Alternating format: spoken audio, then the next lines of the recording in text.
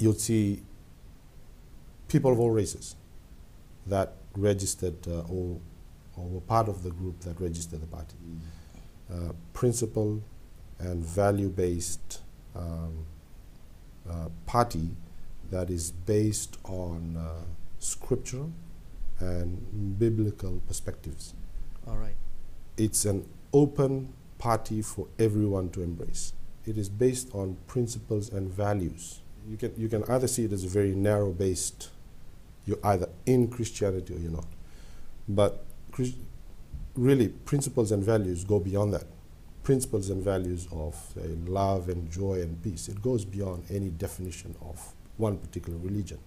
And that is the thing that motivates this party. All right. This party was originally thought of, and we had begun discussion about this party in around February, March 2013.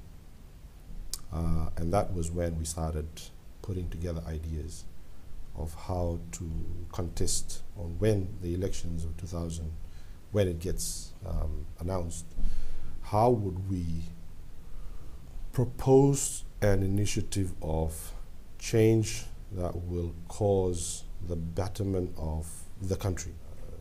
I think the preference is put as many people in there and let the people of Fiji decide who they want to be their representative in the House of Parliament. All right. If 5,000 people believe in a particular cause or believe in a particular political motivation, then they are entitled, as much entitled as any of the other parties that send up 10,000 people. Because at the end of the day, it's not the 5,000 that we count. At the end of the day, after campaigning, it's what the people and the electorate will choose to be. This is a better platform as opposed to the others. We, the board of One Fiji Party, would like to think that this party is going to be a generational party. It's going to flow into the next generation. We want to grow with this generation, and we want to be part of the solution of the issues that have arisen in the past generation into ours and hand up to our children a better one.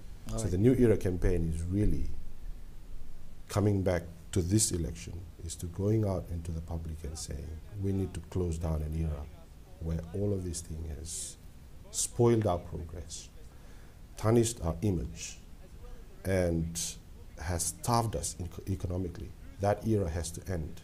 And see how many we are able to pull in. And see, because in an electoral system like this, small parties can really make a difference into how the composition of the House of Representatives is going to be shaped. It's going to be made up of a seven-point immediate steps that the party would propose in the House of Rep.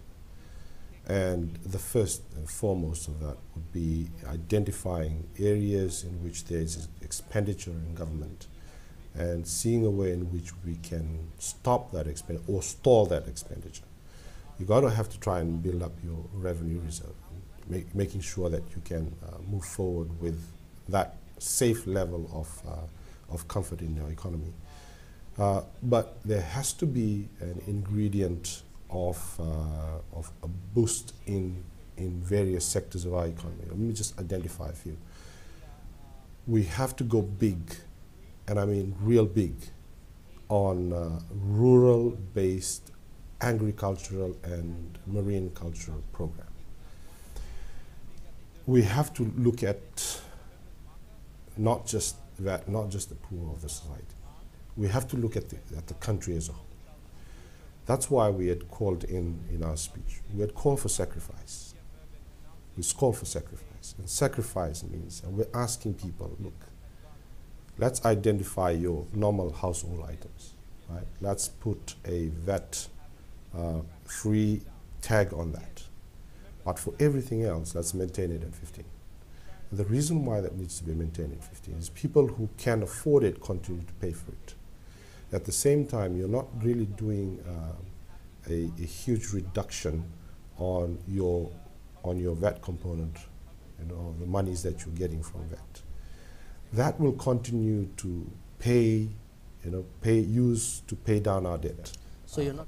We got to be projecting things not from our perspective. We got to be projecting things from future generations, right? That's why we're saying, look, if we are alive today, right, and we have a moral duty to those whom we have fathered and mothered, still growing up, is to hand them over a baton of a country that is much better than the one that we found, or the one that we now have. That's part of the social, that's part of the proposal that we're saying, is a call to a form of national sacrifice. No, not for the future. It's not going to be eminent for us. It's going to be for the children and our children's children. We are not going to be we're not going to be drawn into the issue of whether Fijian land is secure or not. Fijian land is not secure. Fijian land is secure. You run your entire campaign on just trying to figure out who has the right and whether the right is intact. Whether there is enough protection. Yes. We'd like to take this campaign on one higher note, one level up. And we would be going to the electorate and saying, look, rather than focus your energy on trying to ascertain whether your rights is secure, whether your rights is not secure, why don't we dwell and spend energy and time discussing about how we can work out that land right that you already have. Make things viable. How government can assist and subsidize on a roll-out program in the rural areas where there is a lot of emphasis on production. Land bank has got a wholly different philosophy. The land bank is something that we've also identified that has to go, because the land bank removes the landowners from that relationship.